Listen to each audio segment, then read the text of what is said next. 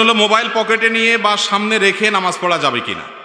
Mobile অনেকে সামনে রেখে যায়, নামাজের সামনে রেখে নামাজ পড়েন, আবার অনেকে পকেটে রেখে নামাজ পড়েন। এ দুইটাই মৌলিকভাবে জায়েজ আছে, তবে শর্ত হলো যাতে মোবাইল আপনার নামাজে ডিস্টার্ব না করে। মোবাইল যদি এভাবে খুলে রেখে দেন আর কল আসে, তাহলে তো আপনি দেখবেন কে কল করছে, আপনার নামাজের মধ্যে মনোযোগ নষ্ট হবে কি হবে না। এই জন্য মোবাইল সাইলেন্ট করে বন্ধ করে এরপরে আপনি নিচে রাখেন বা পকেটে রাখতে পারেন, অথবা নিচে রাখলে উপর করে রাখবেন যাতে করে আপনার নামাজে ডিস্টার্ব না হয়। এরোপ্লেন মুড করে বা বন্ধ করে তারপর পকেটে রাখেন। এক কথায় সামনে রাখেন আর পকেটে রাখেন, নামাজের জন্য মনোযোগ নষ্ট না হয়।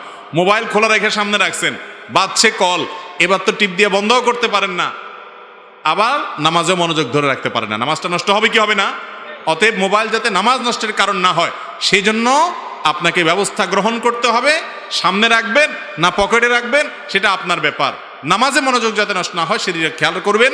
সামনে রাখলে অবশ্যই উপর করে রাখবেন, আর বন্ধ করে রাখলে তো কোনো কথাই নেই।